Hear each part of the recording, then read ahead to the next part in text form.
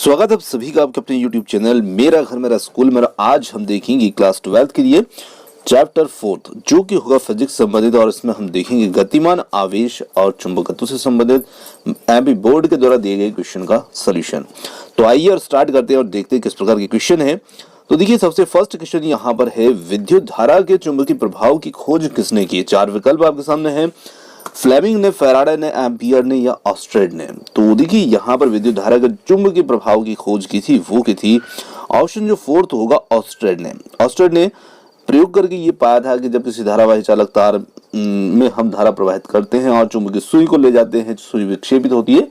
इस प्रकार का प्रयोग भी आपने पढ़ा होगा। तो ऑप्शन फोर्थ यहाँ पर इसके लिए सही उत्तर होगा। चलिए, अगला क्वेश्चन था, एक गतिमान आवेश उत्पन्न करता है। बहुत अच्छा प्रश्न है और इस प्रश्न से आपको दो प्रश्न बन जाएंगे। एक गतिमान आवेश उत्पन्न करता है, तो देखिए जो गतिमान आवेश होता है वो विद्युत क्षेत्र और चुंबकीय क्षेत्र दोनों ही उत्पन्न करता है। मतलब वो गतिमान है और साथ साथ विद्युत क्षेत्र और चुंबकीय क्षेत्र दोनों ही उत्पन्न करता है। ठीक है, पर यदि आवेश स्थिर हो तो क्या होगा? मतलब आवेश गतिमान नहीं हो, स्थिर हो, तो फिर वो कौन सा क्षेत्र उत्पन्न करेगा? तो जब आवेश स्थिर होता है तो केवल और केवल विद्युत क्षेत्र उत्पन्न करता है, चुंबकीय क्षेत्र नहीं। ठीक है ना।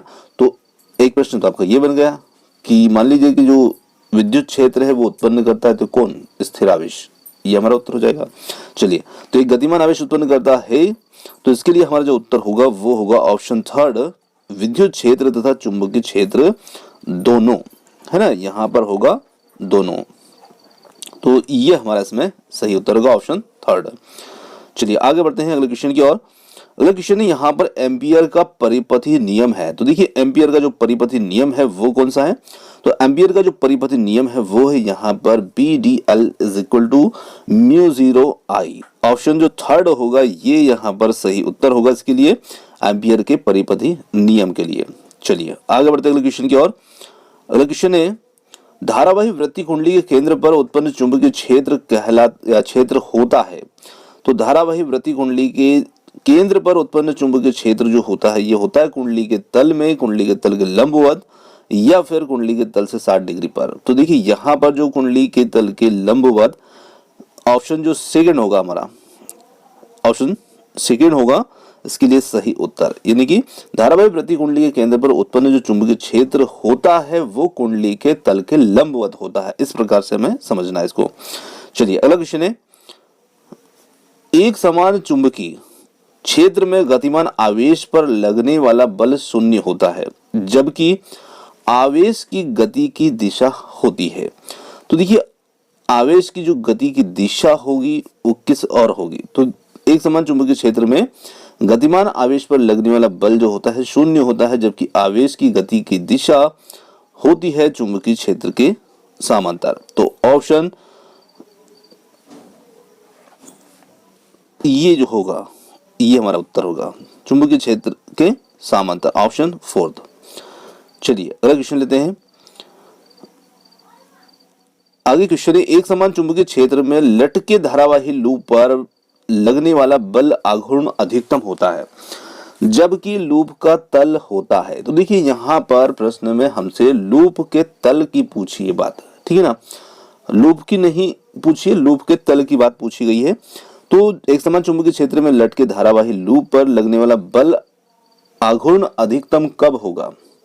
अब एक प्रश्न तो बनता है कि जब लूप जो है वो क्षेत्र के हो, पर यहाँ पे लूप के बारे में नहीं पूछिए, लूप के तल के बारे में पूछा जा रहा है प्रश्न। तो इस बात पे थोड़ा सा ध्यान दीजिएगा। तो यहाँ पर हमारा जो उत्तर बनेगा कि जब लूप का तल जो होता है वो चुंबकीय क्षेत्र के समांतर होगा तब वहां पर अधिकतम होगा।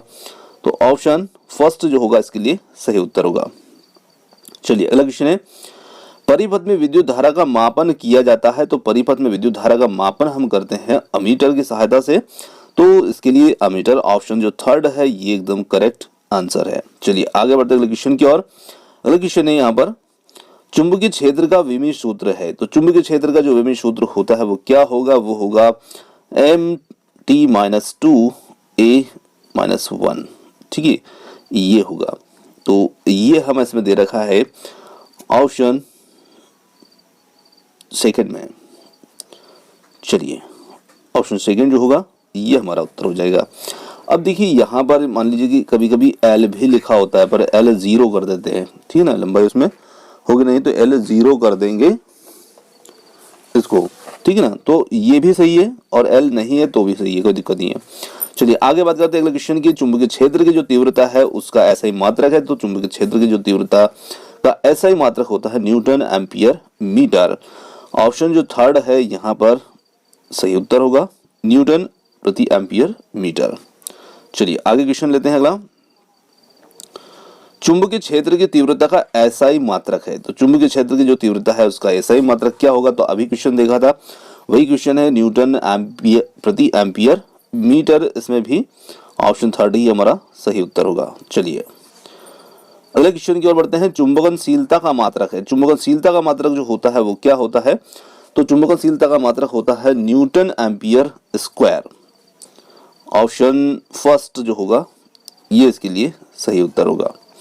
चलिए अगले क्वेश्चन को लेते हैं। अगला क्वेश्चन है चुंबकीय क्षेत्र का विमेय सूत्र है, चुंबकीय क्षेत्र का विमेय सूत्र बताना है, तो चुंबकीय क्षेत्र का विमेय सूत्र एम टी माइनस 2 और ए इनवर्स, जो कि अभी देखा था हमने ये।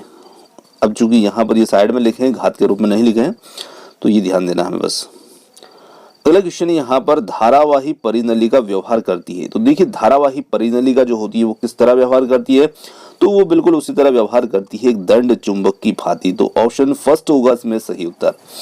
अगले क्वेश्चन की ओर बढ़ते हैं। अगला क्वेश्चन है एक आदर्श अमीटर का प्रतिरोध होता है, तो एक आदर्श अमीटर का जो प्रतिरोध होता है वो हुआ करता है 0, तो ऑप्शन सेकंड होगा यहाँ पर उत्तर। देखिए एक अमीटर और एक वोल्टमीटर दोनों से हमेशा क्वेश्चन पूछते हैं और दोनों में हम हमेशा गलती कर जाते हैं, कभी उसका उसमें लिख देते हैं, क्योंकि एक का अनंत तो होता है एक का शून्य होता है, तो एक को ध्यान रखिए आप ध्यान से, अमीटर को रखिए चाहे वोल्टमीटर को, और उसके विपरीत दूसरे को कर लीजिएगा, है ना। जैसे अमीटर का शून्य है तो वोल्टमीटर का क्या होगा, अनंत होगा।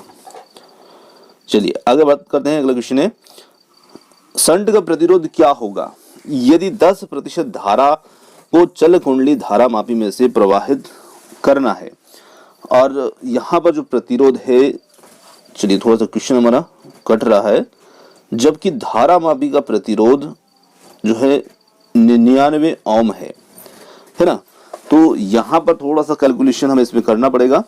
और देखिए कैलकुलेशन जब हम करते हैं तो उसके लिए जो हमारा सूत्र होता है IG/I बराबर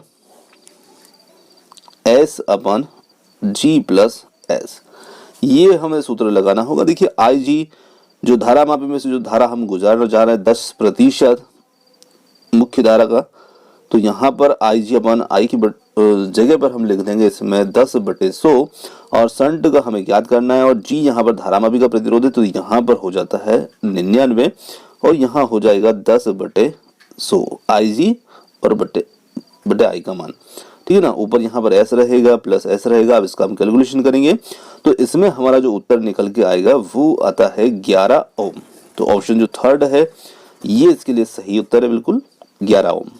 चलिए अगला क्वेश्चन लेते हैं। सीधे धारावाही चालक के कारण चुंबकीय क्षेत्र का व्यंजक है, तो सीधे धारावाही चालक के कारण जो चुंबकीय क्षेत्र का व्यंजक है वो कौन सा है, तो वो हमें यहाँ पर पहचानना है, और वो है हमारा उत्तर μ0I अपन 2πr, जो कि दिया है ऑप्शन सेकंड में, ठीक है, ये हमारा उत्तर हो जाएगा। अब देखिए μ0I अपन 2πr, अब कहीं किसी बुक में मान लीजिए कि जो दूरी है वो d मान लेते हैं तो d होगा, कहीं पर r माना है तो r होगा, है ना, तो इससे आप कंफ्यूज ना हो, कहीं पर जिस बुक में d लिखा होगा किसी में r भी लिखा होगा। और देखिए कहीं कहीं पर जो सूत्र है वो हमें इस रूप में भी देखने को मिलता है μ0/4π और इंटू 2I/d, तो देखिए अब यहाँ पे दूरी d मानी है, अब देखिए 2 से हम 4π को क्रॉस करें, 4 को क्रॉस करेंगे तो कितना हो जाएगा 2π, तो भी हमारा सूत्र तो वही बनेगा ना। देखिए μ0 2π और I/d, तो देखिए दूरी d है तो d मान लिया, r है तो r मान लिया, है ना, तो सूत्र तो वही निकल के आएगा। तो कहीं पर सूत्र आप ये देखें तो कंफ्यूज ना हो कि ये सूत्र होता है और यहाँ सर ये बता रहे हैं, तो है ना, ऐसा थोड़ा सा आप समझिएगा उस चीज को, थोड़ा सा आगे पीछे भी सूत्र को समझिएगा। चलिए आगे बात करते हैं अगले क्वेश्चन की। एक अनंत लंबाई के चालक तार में 20 एम्पियर की जो धारा प्रवाहित हो रही है और चालक तार 10 सेंटीमीटर की दूरी पर चुंबकीय क्षेत्र की तीव्रता जो है वो क्या होगी। तो देखिए इसे हम हल करेंगे तो यहाँ पर हमें एक छोटे से सूत्र का प्रयोग करना है जो कि होगा B बराबर mu 0 I upon 2 pi D.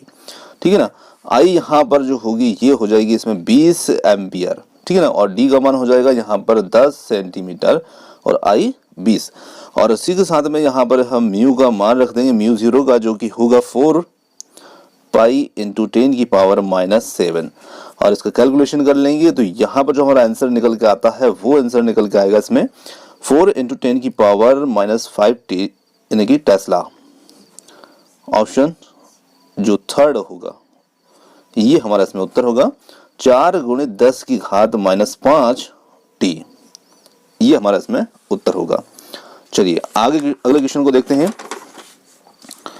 अगला क्वेश्चन है यहाँ पर निर्वात में स्थित दो समांतर चालकों में एक ही दिशा में धारा प्रवाहित हो रही है तो उनके मध्य लगने वाले बल की प्रकृति किस प्रकार की होगी।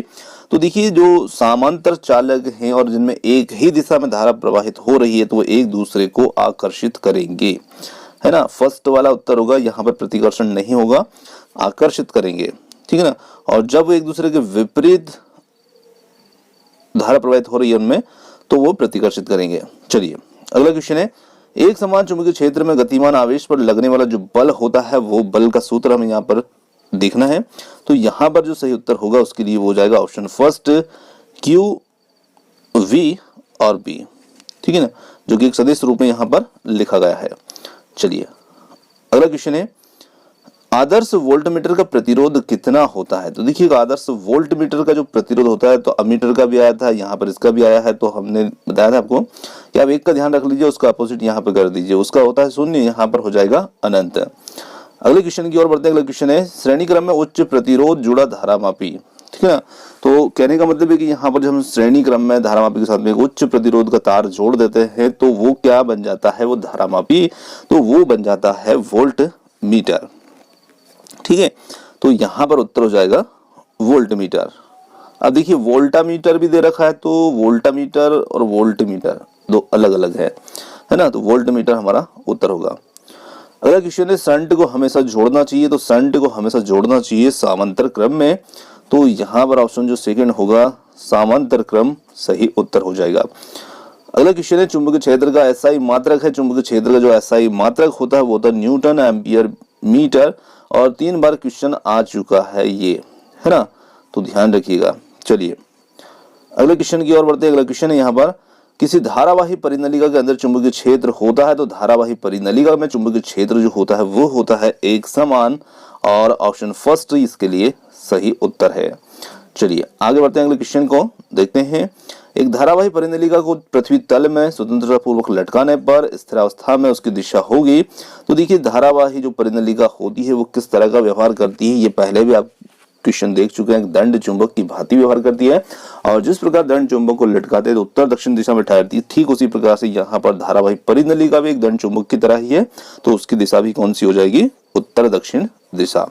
तो ऑप्शन फर्स्ट ही यहाँ पर हमारे लिए सही उत्तर हो जाएगा। चलिए अगला क्वेश्चन है एक आवेशित कण समचुंबकीय क्षेत्र में इसके समांतर प्रवेश करता है तो उस कण का पथ कैसा होगा।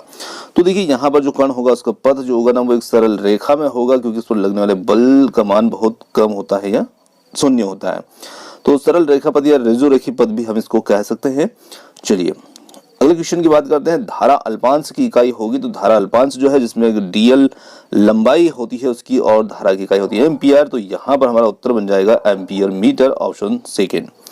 चलिए अगला क्वेश्चन लेते हैं। चुंबकीय क्षेत्र उत्पन्न नहीं करता है, तो देखिए चुंबकीय क्षेत्र कौन उत्पन्न नहीं करता। सबसे फर्स्ट क्वेश्चन या सेकंड क्वेश्चन जो था उसमें आया था स्थिर आवेश जो होता है वो चुंबकीय क्षेत्र उत्पन्न नहीं करता, केवल विद्युत क्षेत्र उत्पन्न करता है।